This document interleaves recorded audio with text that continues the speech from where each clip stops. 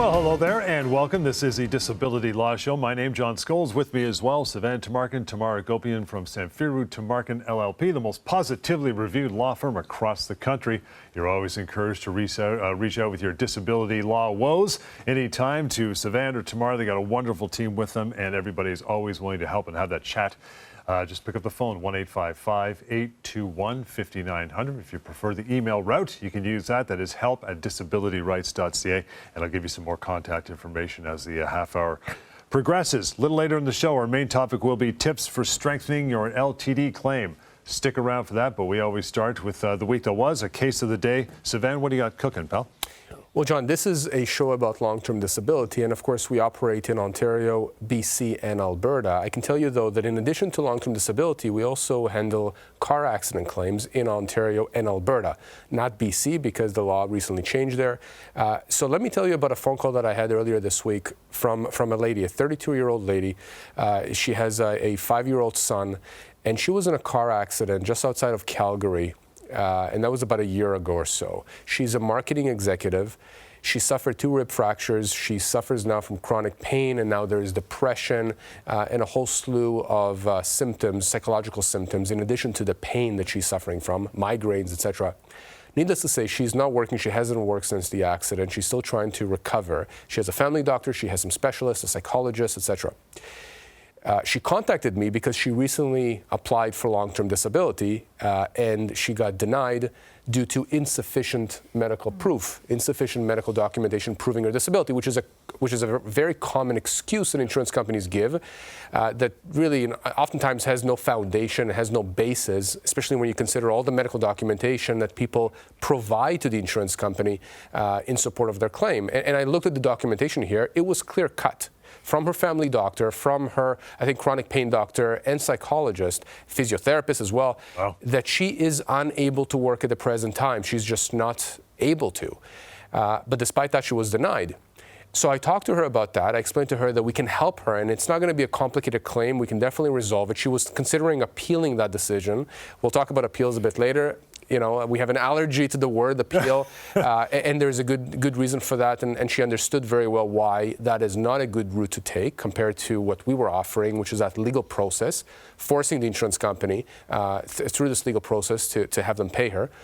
But in addition, I asked her about, the car accident claim because it's interwoven and it's interlinked with the LTD claim in Alberta. When you're injured in a car accident, whether or not it's your fault, you're entitled to what's called Section B benefits.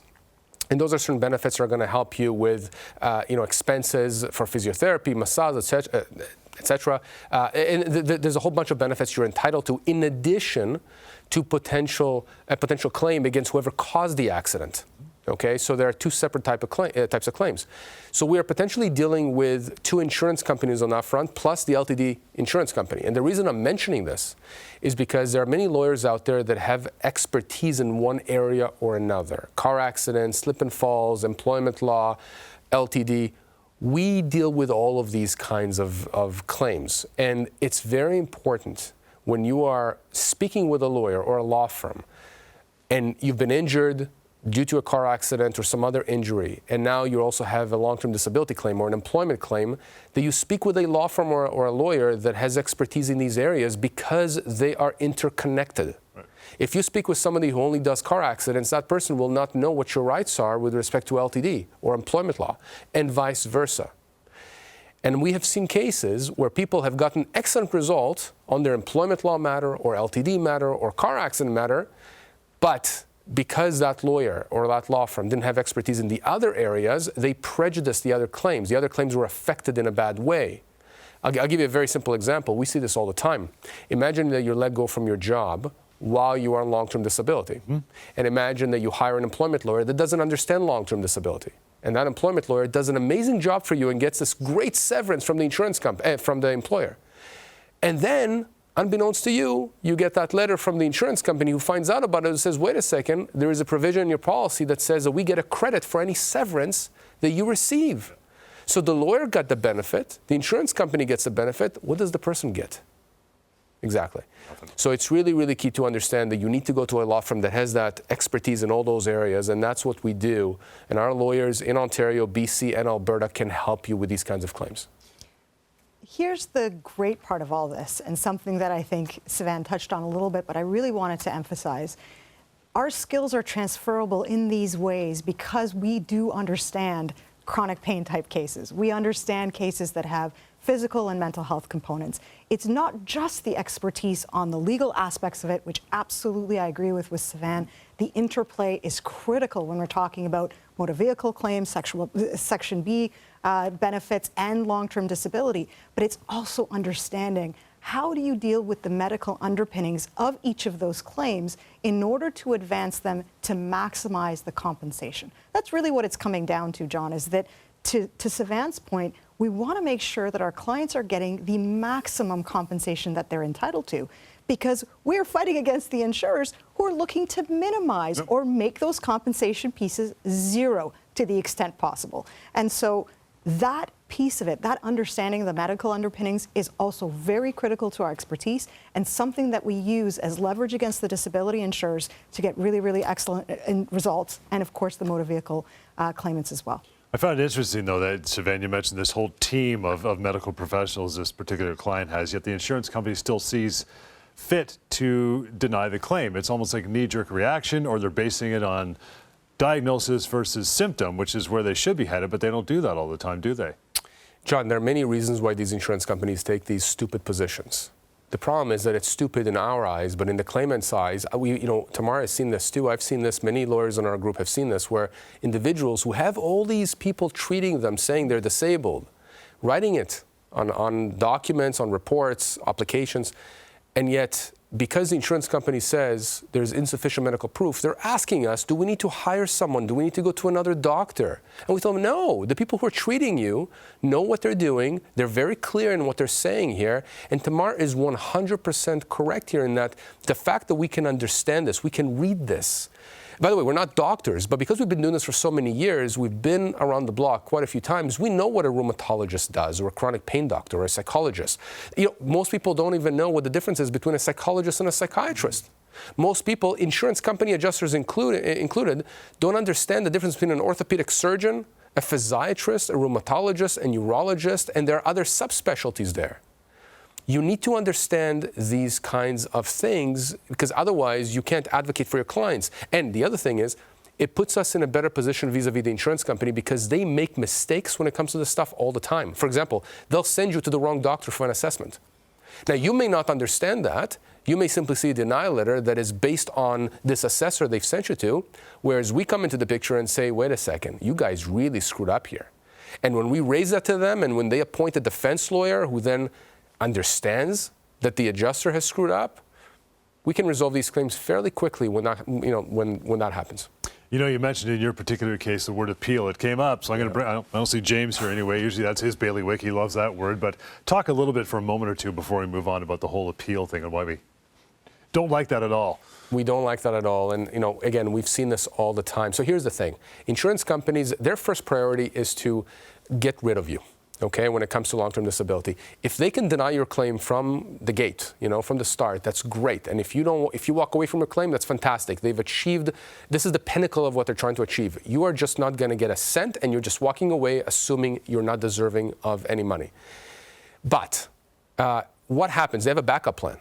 What happens if you're asking questions? What happens if you're not happy with that decision? You want to pursue it, because most people will try to do something like that. They'll try to understand what is going on. They understand they're disabled. Their doctors say they're disabled. They want to do something about it. So what does the insurance company do? They dangle a carrot. At the end of that denial letter or email, there's a paragraph or two that stipulates in a very kind of formalistic way that you can appeal that decision. They make it look like it's some kind of an objective process. Somehow there's a third party, that's what you think, a third party that may be looking at everything, and if you have more documentation that you want them to consider, then send it in. They'll take a close look at it, they'll assemble a team and whatever else. Here's the thing, this stays in-house for them. It's either the same people who denied you in the first place, or their colleagues in the next cubicle or the next office. It's another department. It's the same insurance company. Yeah. You know, and I often say that to you, John, when my 10-year-old comes to me and says, I want a cookie, and I say no, an appeal is him coming to me 10 minutes later asking, can I have a cookie, please? No. Can you reconsider? I've done this and this week, you know, I was good. No, you're not going to have, that's exactly how they're treated. But it maintains control. Yeah. They have control over you. And so how do you get out of that control? How do you get away from that, you know, their thumb? Is when we start that legal process, because then the control is taken out of their hands. At that point, they understand that if it doesn't resolve, there's going to be a judge that is going to be objective and is going to be looking at everything. And that judge, who do you think that judge is going to listen to? Your doctors or their hired guns? So that's why we don't like appeals. And of course, we talk a lot about that. But it's very frustrating because people listen to us. And yet, despite listening to what we're saying, they say, but I still want to try it. And we say, okay, go ahead and try it. We're not going to judge you. Mm-hmm. But what happens is they waste months and sometimes years going through these appeals, through these labyrinths. And in some more extreme circumstances, they miss that 2-year limitation period for starting the legal claim. And then the insurance company laughs all the way to the bank. Yeah. Our other show, Employment Law Show with Sivan's partner, Lior, we crafted something called the Pocket Employment Lawyer. It's a great website you can use. It's free and anonymous, but there is a section on disability law, is there not? There is. And you know, the Pocket Employment Lawyer, again, Lior's brainchild, but it does have that disability component. It's a free website. It allows you to get customized answers to your specific questions about employment law, but also disability law. I mean, we found over many years that people who have issues with their employment also have issues with their long-term disability insurance companies and vice versa. Or even if they don't, even if it's just disability or just employment, you want to get answers, but for whatever reason, you don't want to call us, you don't want to email us, you just want to Google, you know, the answers. Most of us try and do that. Yeah. Don't use Google, Dr. Google, I call it. Yeah. You're going to get false information most likely. Google Law School. This website, John, is free, it's anonymous, it's quick. And if after getting your customized answers, you want to reach out to us, click the button to reach out to us. Otherwise, close the browser and we will not know that you were even there. Anytime you like as well, you can go to disabilityrights.ca. Once you're on the media page, the Knowledge Center, drop down, you'll find a list of radio stations almost across the country where Sivan and Tamar and James, all of us do our radio shows hourly. Mostly are an hour long. You also have the opportunity during those shows to call in, ask your questions. We play some of the good calls back here. We talk about them, guys. So let's get to our first phone call for the show. Just a question regarding CPP Disability. Is it not true that insurance companies will try to steer you towards applying for CPP Disability in order to reduce their costs? And in the event that you are or are not accepted, what are the implications if you're not? Great question. Great question. It is a great question, and it's one that we see quite often because this entitlement to CPP disability seems to be the one that insurance companies are most focused on. Mm-hmm. Why is that? Because it reduces what they pay you. Yep. Okay, that's really what it comes down to. But there are some really positive advantages to pursuing a CPP disability application. So what you'll typically hear from us is that the good outweighs the bad in a scenario like CPP disability because the test to qualify for CPP disability, government-sponsored plan, is if you've got a severe and prolonged disability. So imagine a scenario where the government has now approved you for CPP disability, and the disability insurer is saying, but we don't think you're totally disabled from your own occupation, or maybe perhaps any occupation. Just the words alone, John. I mean, when you've got a severe and prolonged disability that the government has recognized, that is excellent leverage for us to go back to the insurance company and say, hang on, guys, what did you do in a situation like this? Why have you cut off a client who has been approved for CPP disability? But the reality is that if you are approved, it will reduce what your long-term disability payment is as it comes directly from the disability insurer. We often give very simple examples on the math on that. You're getting $3,000 a month from the LTD insurer. You start getting $1,000 from the government. LTD insurer will only pay you $2,000. Okay? No double dipping. You're just no double dipping. Yeah. However, there are other parts of the provision that I really want to talk about. These offset and deduction provisions in the disability policy. What I mean by that is there's always a section in the policies, I know Sivan knows this, that says this is what we're going to pay, but if you get these other sources of income, we're going to get to deduct. After that section, it then sometimes says, but if you don't apply, and we think you should be able to get this benefit, we're going to estimate it anyway and apply that deduction against the disability benefit. And that's really the harshest application to these offsets and deductions. which is why we typically encourage people to apply for CPP in any event. Because once you've got that denial, if it does get denied from the government, then at least it sort of protects, to some extent, from the adjuster being very aggressive and deciding that they're going to estimate that CPP amount for you, probably at the highest amount that you could possibly get, and then reduce your LTD benefit, whether you've applied for the benefit or not. There you go. We'll take a short break. Coming up, how to strengthen your LTD claim. That is on the way, so stick around for it. In the meantime, that phone call can be made by you anytime you would like. 1-855-821-5900 or email help@disabilityrights.ca. We continue with more of the Disability Law Show. Stick around.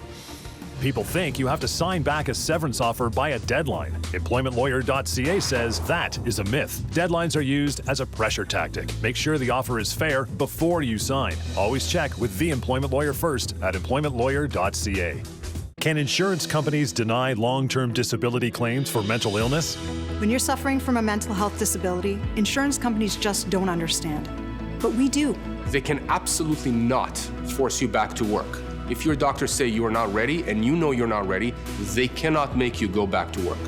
If you have a mental health disability and your claim is denied, don't give up. Give us a call and let us fight for you. Go to disabilityrights.ca. Discover your rights, fight back, and get what you're owed. People think you aren't owed severance pay if you are fired for a reason. EmploymentLawyer.ca says that is a myth. Most for-cause terminations are false, and you are still owed full severance. Always check with the employment lawyer first at EmploymentLawyer.ca.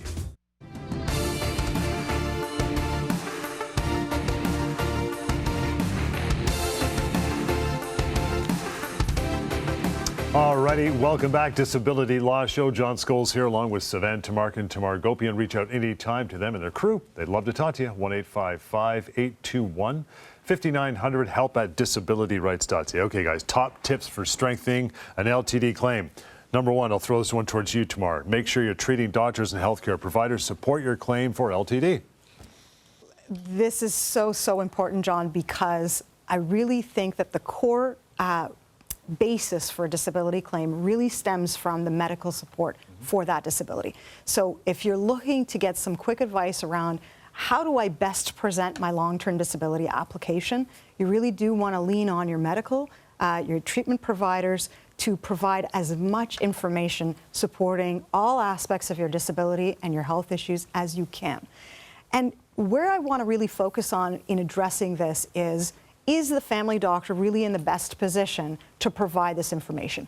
I think generally yes. And look, we're not doctors, but this is our expertise as we look at disability claims and see what insurers do with this kind of information.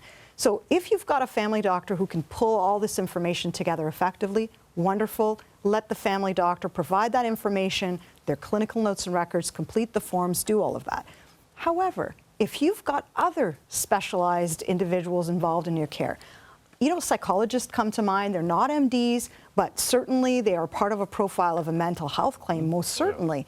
They are also in a very good position and perhaps sometimes in an even better position than the family doctor to provide really effective and fulsome information on the disability claim, particularly a mental health one. So I would not go with the inclination of less is more. Actually, more is more in situations where you're making a disability application. Number two, Sivan, follow all treatments recommended by your doctors and healthcare providers, right? That's absolutely crucial because there is a provision in every LTD policy that says that in order to qualify and continue getting long-term disability, you have to be engaged in reasonable treatments. And again, what is reasonable or what is a treatment? I mean, that's subject to interpretation sometimes, but generally speaking, if the doctor is saying do this, you need to do that. And if there is a reason why you can't, because it does happen, people have reactions to medications or they have difficulty with some treatments, it's okay. Speak with your treating provider, whether it's the family doctor, the psychologist, whoever it is, and explain what is the issue. Don't take the position of nothing is helping me, so therefore I'm not going to do anything, because that is one of the surest ways to get cut off LTD, and you're essentially handing that to the insurance company. It's very, very tough to argue against an insurance company if you're not doing anything to help yourself. And by the way, that's not just a contractual obligation you have under the policy, it's also a principle of common law, our type of law in Canada, which is that you have a duty to mitigate your injury, your damages, and all that means is you have to try and get better. You can't simply take the position that I am injured, I am disabled, I don't have to do anything. It doesn't work that way. Now, we do have also situations, and we see this a lot with, for example, addictions. Alcohol is an example, where a person is trying to comply with treatments, but sometimes they fall off the wagon. And again, insurance companies will sometimes pounce on that and say you're not engaged in reasonable treatments or you're not complying with treatments. Again, there are ways to deal with that, but as long as you're showing best efforts, that's really the concept here. Best efforts is trying to get better, trying to follow whatever your treating providers are telling you to do. You're going to be on safe ground here. And it has to be documented, obviously. Right. We were talking about the top tips for strengthening your LTD claim. Third one here, Tamar's for you. Confirm all communications with your adjuster in writing. Always in writing. No he said, she said. Don't need that. I was recently having this conversation with one of my kids about, you've got to put your ideas in writing. I mean, it's such a basic concept a 10-year-old can understand. It becomes that much more important in situations like this when you're dealing with a disability insurer. Because I can assure you that the vast majority of the time, John, if there's an opportunity for them to cut off the claim, they're going to. And when it's done verbally and there's no documentation there, you don't have that written articulation of what it is that the insurance company has said to you so that it can start actually the process of you exercising your legal rights. So I'm going to give a quick example here. I was speaking to a woman this week where she called us and contacted us after speaking with her adjuster. Her adjuster said to her over the phone, "We're denying your claim. We received your application. We're not even approving it right out of the gates." And then proceeded to ask her a series of questions about her health. Then the probing was done by the adjuster around the disability claim. It's not supposed to work that way. There can't be a predetermined decision on whether or not someone's going to be denied benefits without doing that fulsome vetting.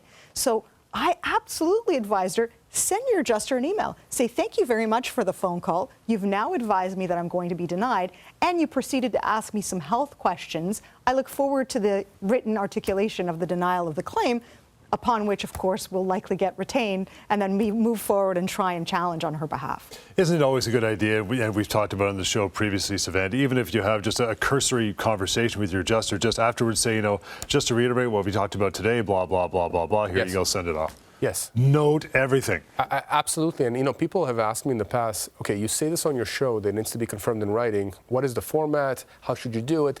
There's no magic to it. Just take some notes as you're speaking on the phone and then literally write that. Don't use adjective. Don't say you were angry. Just say, this is what you said, this is what I said, this is what happened. That's it. The facts, man, just the facts. It's just the facts. And that's going to be a lot more persuasive. People say, well, why? Why do this? Because if down the road, as Tamar said, there is a question as to the he said, she said, what was said, what happened, you have a contemporaneous record. And you won't remember anyway. And you will not remember, and the adjuster will not remember, Yep. okay? And here's the other thing to understand here, and this is really, really key. The insurance company, the adjuster, may or may not reply to you. It doesn't matter. In fact, if they don't reply to you, arguably, that's even better because then it's a one-sided conversation, but it's contemporaneous with when it happened. So do it each and every time, no exceptions.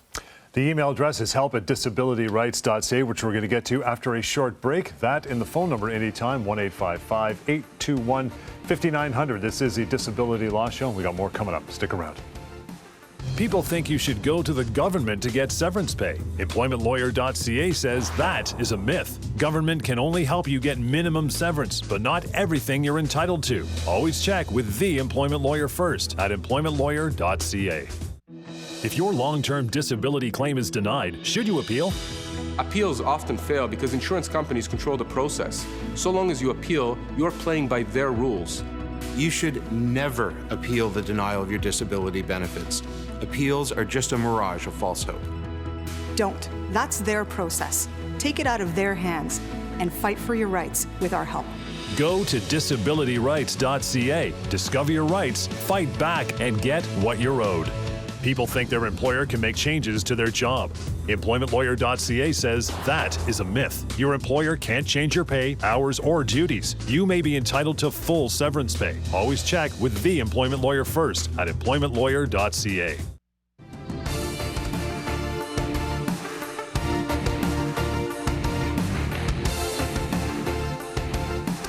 And welcome back. Thank you so much for hanging out with us this half hour on the Disability Law Show. When the show is done, you can always reach out to Sivan or Tamar. No problem. A few different ways. Phone number first, always 1-855-821-5900. Email is help@disabilityrights.ca, or you can go to mydisabilityquestions.com and ask your questions anonymously through your smartphone or your tablet or your keyboard anytime you'd like. Guys, email. Here we go. Lewis writes in, says, I've been on long-term disability for just over a year. I've noticed that over the past week or so, someone's been taking pictures of me entering the gym. I've been going to the gym twice a week per my doctor's advice to help with my recovery. I'm worried that the insurance company is going to use this against me. What can I do? Really good question. Thank you, Lewis, for your email. And so what can you do? I think the first thing that comes to mind is actually, are you safe? I want people to be safe because you can't just assume that it's the surveillance being done by the disability insurer, okay? And so safety comes first. If you're concerned about it, you're not really sure, maybe you need to report it. I don't know, John, but really I think that's the first thing that came to my mind in Lewis's situation is that you can't necessarily assume that the disability insurer is going to do surveillance. Yes, they are typically ones that will exercise this kind of thing, especially if they know someone is relatively active. But if you've got nothing to hide, in which case most people don't, if you're open and honest that this is medically recommended treatment for you, then there are no concerns. There's nothing for actually Lewis to do other than focus on his recovery and try and get better, which is what we talked about earlier in the show, is that desire, that impetus to try and get better, which I can tell you the vast majority of disability claimants want to do. If the disability insurer is in fact the one who is following him, taking pictures, and if they're going to rely on this type of surveillance or investigation, they actually do have a legal obligation to tell Lewis in their denial if they're going to rely upon it. So the disability insurer, I think, does have an obligation for transparency. That is part of their duty of good faith. And so I go back to my initial discussion about this, which is if you're doing everything that's required by your doctors in order to get better, there's nothing to be concerned about. I think the temptation in situations like this for people is probably to ask their adjuster. And I'm not sure whether that would necessarily be the right approach. You know, we've talked about this back and forth. Ask if you're being surveilled? Ask if you're being surveilled. I was going to ask you that. You know, if it's beyond, some creep in a white van, you think it might be the insurance company.